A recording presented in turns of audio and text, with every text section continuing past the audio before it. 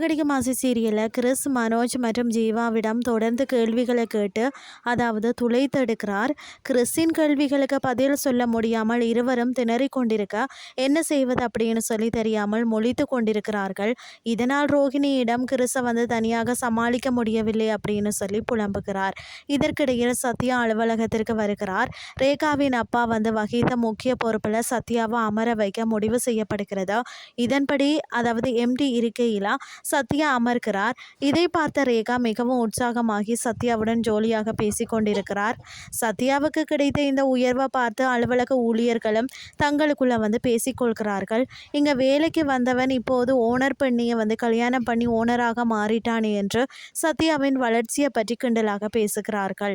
அதே நேரத்தில் கிறிஸை அழைத்து செல்ல ரோஹிணி முயற்சி செய்யும் போது மனோஜும் ஜீவாவும் மயங்கி கிடப்பதை பார்த்து அதிர்ச்சி அடைகிறார். ஆனால் கிறிஸோ எந்த பிரச்சனையும் இல்லாமல் ஸ்நாக்ஸ் சாப்பிட்டு கொண்டிருக்கிறார். தொடர்ந்து கேள்விகளை கேட்டுக்கொண்டிருக்கும் கிறிஸை எப்படி சமாளிப்பது என்று தெரியாமல் ரோஹிணி கவலைப்படுகிறார். இதன் பின்னர் முத்துவை சந்திக்க மீனா கார் பார்க்கிங் பகுதிக்கு வாரார்.